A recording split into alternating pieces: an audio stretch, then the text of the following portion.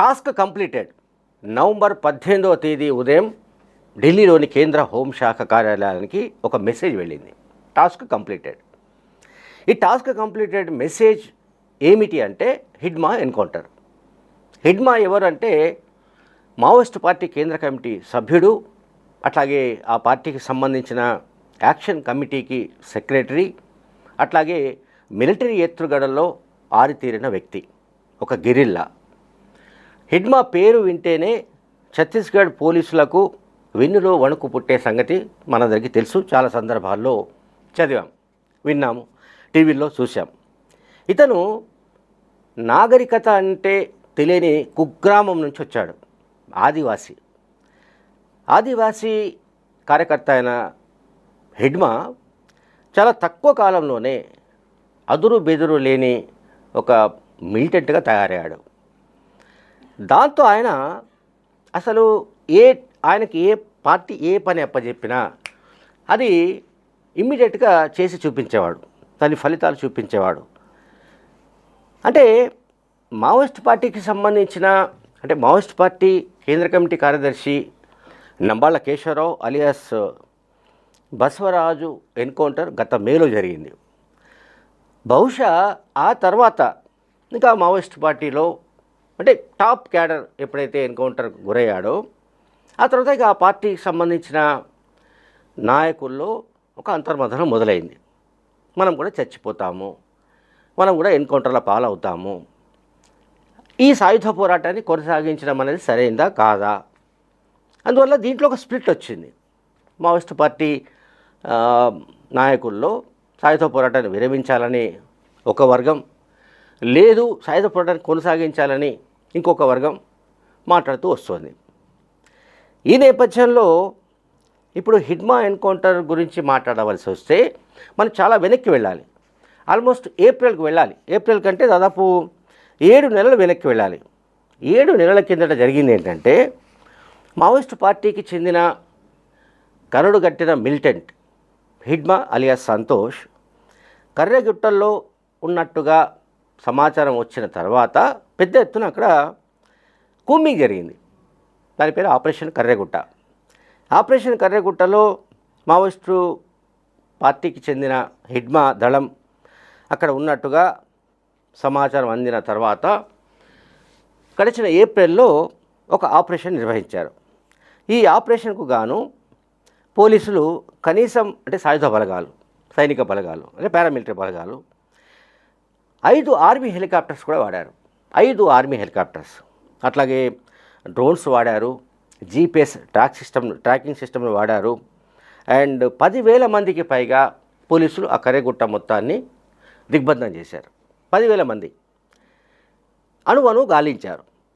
రోజుల తరబడి కూంబింగ్ నిర్వహించిన హిడ్మా ఆచూకీ మాత్రం దొరకలేదు.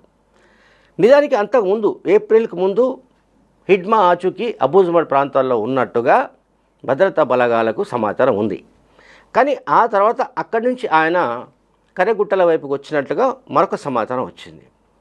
అది పక్కా సమాచారం అనే ఉద్దేశంతో దాన్ని, ఆ గుట్టను మొత్తాన్ని వీళ్ళు స్వాధీనం చేసుకున్నారు భద్రతా బలగాలు.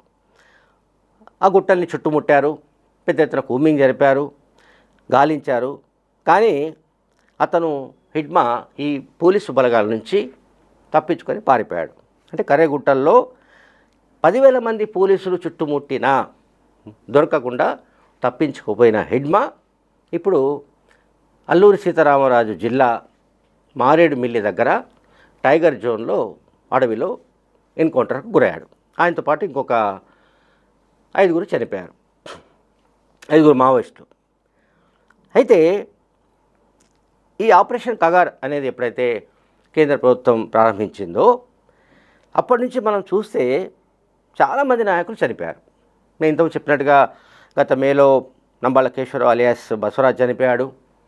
అట్లాగే కేంద్ర కమిటీ సభ్యులు చలపతి, గణేష్, కట్ట రామచంద్ర రెడ్డి, కడారి సత్యనారాయణ రెడ్డి, మోడెం బాలకృష్ణ వంటి వాళ్ళంతా ఎన్కౌంటర్లో చనిపోయారు. వరుస ఎన్కౌంటర్లలో వందలాది మంది మావోయిస్టులు చనిపోయారు. మావోయిస్టు అగ్రనాయకుల పేర్లని చెప్పాను, కాకుండా చాలామంది చనిపోయారు. ఈ కాంటెక్స్ట్లోనే పార్టీకి చెందిన సెంట్రల్ కమిటీ సభ్యులు Mallojula Venugopal and Takkellapalli Vasudevarao. Mallojula Venugopal alias Abhay, Takkellapalli Vasudevarao alias Satish alias Ashanna. వీళ్ళిద్దరూ ఆయుధాలతో సహా పోలీసుల ఎదుట లొంగిపోయారు. ఇది అయితే వీళ్ళ లొంగుబాటు ప్రక్రియ ఆల్మోస్ట్ ఇది కూడా ఇంచుమించు హిడ్మాను ఎప్పుడైతే వీళ్ళు ముట్టడించి పట్టుకోవడానికి ప్రయత్నించారో అంతకు ముందు నుంచి కొంత అటు ఇటుగా, ఒక నెల అటు ఇటుగా మహారాష్ట్ర ప్రభుత్వం దగ్గర లొంగిపోవడానికి సంబంధించిన ప్రక్రియ ప్రారంభమైంది. ఎవరు? మల్లోజుల వేణుగోపాల్ అండ్ తక్కెలపల్లి వాసుదేవరావు. మహారాష్ట్రలో లొంగిపోవడానికి ముందు, లొంగిపోయే ప్రక్రియకు ముందు, లొంగిపోయింది రీసెంట్గానే, లొంగిపోయింది అక్టోబర్ మొదటి వారంలో. కానీ ప్రాసెస్ ఎప్పటి నుంచి ప్రారంభమైంది? ఏప్రిల్ మే నుంచి ప్రారంభమైంది. సో ఆ ప్రాసెస్ మొదలైనప్పుడు తెలంగాణ ప్రభుత్వాన్ని కూడా వీళ్ళు టచ్లోకి వచ్చారు. ఎవరు? మల్లోజుల వేణు అండ్ తక్కెలపల్లి వాసుదేవరావు. అయితే వీళ్ళపైన ఛత్తీస్గఢ్, మహారాష్ట్రలో కేసులు ఎక్కువగా ఉన్న కారణంగా ఆ కేసులు ఆ రాష్ట్ర ప్రభుత్వాలు ఎత్తివేస్తాయో లేదో తమకు తెలియదు కనుక తాము ఏమీ చేయలేము, ఇక్కడ లొంగుబాటు సరైనది కాదేమో, ఇక్కడ లొంగిపోవడం వల్ల ఆ కేసులు ఎత్తివేతకు సంబంధించి తాము హామీ ఇవ్వలేమని తెలంగాణ కాంగ్రెస్ ప్రభుత్వం తెలియజేసింది. ఆ తర్వాత వాళ్ళు మహారాష్ట్ర ముఖ్యమంత్రి ఫడ్నవీస్ ముందు మల్లోజుల వేణు లొంగిపోయిన సంగతి తెలుసు. గడ్చిరోలిలో, అలాగే జగదల్పూర్లో ఛత్తీస్గఢ్ ప్రభుత్వం ముందు తక్కెలపల్లి వాసుదేవరావు అలియాస్ ఆషన్న లొంగిపోయిన సంగతి తెలుసు. ఆ తర్వాత మావోయిస్ట్ పార్టీ కేంద్ర కమిటీ సభ్యుడు పుల్లూరు ప్రసాదరావు అలియాస్ చంద్రన్న అండ్ బండి ప్రకాష్ లాంటి నాయకులు ఇక్కడ తెలంగాణలో డీజీపీ ముందు సరెండర్ అయ్యారు. అయితే ఇక్కడ మనం చెప్పవలసింది ఏంటంటే, హిడ్మా కనుక బతికుంటే, అంటే బసవరాజు చనిపోయినా, మరొకరు చనిపోయినా మావోయిస్ట్ పార్టీకి ఎంత నష్టం అనేది ఒక లెక్క. కానీ హిడ్మా చనిపోవడం అనేది ఆ పార్టీకి ఆల్మోస్ట్ ఆ పార్టీ నేల జారిపోయినట్లు లెక్క, ఆ పార్టీ కింద నేల కదిలిపోయినట్లు లెక్క. ఎందుకు ఈ మాట చెప్తున్నానంటే, హిడ్మా ఉంటే మాకెంతో భరోసా అని మావోయిస్ట్ పార్టీ క్యాడర్ చెబుతూ వస్తుంటుంది. హిడ్మా అనే వ్యక్తి కనుక ఉంటే మనకు ఎటువంటి ప్రమాదం లేదు, ఎంతటి విపత్తునైనా అతను ఎదుర్కొంటాడు, ఎన్ని వేల మంది పోలీసు బలగాలు వచ్చినా అతను ఒంటి చేత్తో ఎదుర్కోగలిగిన శక్తి సామర్థ్యాలు ఉన్నవాడు. గిరిల్లా వ్యూహాల్లో, ఎత్తుగడల్లో అతనికి సాటి మరెవరు రారు. మావోయిస్టు కేంద్ర కమిటీ సభ్యుడు, కేంద్ర కమిటీ కార్యదర్శి, ఎన్కౌంటర్లో చనిపోయిన బసవరాజు తర్వాత నెక్స్ట్ టు బసవరాజు, అంటే బసవరాజు స్థాయిలో మిలిటరీ ఎత్తుగడలు వేయడంలో హిడ్మా దిట్ట అనే ఒక పేరుంది. అందువల్ల హిడ్మా భరోసాతో దళ సభ్యులు, దళ నాయకులు వీళ్ళందరూ కూడా ఇప్పటిదాకా ఉన్నారు. కానీ ఇప్పుడు ఇక హిడ్మా చనిపోయిన తర్వాత ఆ పార్టీకి చెందిన కింది స్థాయి కార్యకర్తలు, అంటే దళ సభ్యులు లేదా పీపుల్స్ లిబరేషన్ గెరిల్లా ఆర్మీలో పనిచేసే వాళ్ళు, సభ్యులు, దళ నాయకులు, డివిజన్ కమిటీ నాయకులు, ఇతర కమిటీల నాయకులలో కూడా ఇప్పుడు ఒక నిస్పృహ మొదలైంది. ఏం చేయాలి మనం? ఒకవైపు పార్టీ క్రైసిస్లో ఉంది, పార్టీ ఆల్మోస్ట్ అంతిమ ఘడియలో ఉన్నట్టుగా ఒక పరిస్థితి కనిపిస్తోంది. అండ్ మిగతా అంటే పార్టీలో సైద్ధాంతిక విభేదాలు, సాయుధ పోరాటాన్ని విరమించాల్సిందేనని ఒక గ్రూపు, లేదు సాయుధ పోరాటం ద్వారానే రాజ్యాధికారం వస్తుందని వాదించే ఒక గ్రూపు. ఈ రకంగా స్ప్లిట్ వచ్చిన సందర్భంలో హిడ్మా ఎన్కౌంటర్ అనేది ఆ పార్టీ కోలుకోలేని దెబ్బగా భావించాలి. అండ్ ఇంకొకటి, మనకు ఢిల్లీ నుంచి అందుతున్న సమాచారం ప్రకారం ఏంటంటే, గతంలో చాలా సందర్భాల్లో అంబుష్ జరిపి, అంటే పెద్ద ఎత్తున పోలీసు జవాన్లపైన, భద్రతా బలగాలపైన దాడులు చేసి వందలాది మందిని చంపిన చరిత్ర హిడ్మాకు ఉంది. కనుక అటువంటి హిడ్మా లొంగిపోవడానికి కూడా వీల్లేదు.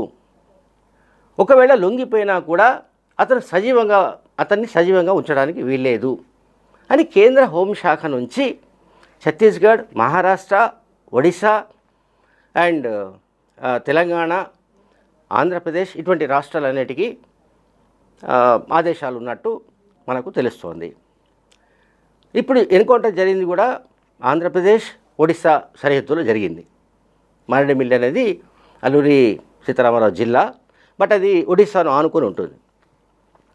కనుక కేంద్ర హోంమంత్రి అమిత్ షా కోరుకున్నట్టే అయింది. కనుక టాస్క్ కంప్లీటెడ్ అనే పేరుతో అమిత్ షా కార్యాలయానికి మెసేజ్ వెళ్ళింది. Thank you very much.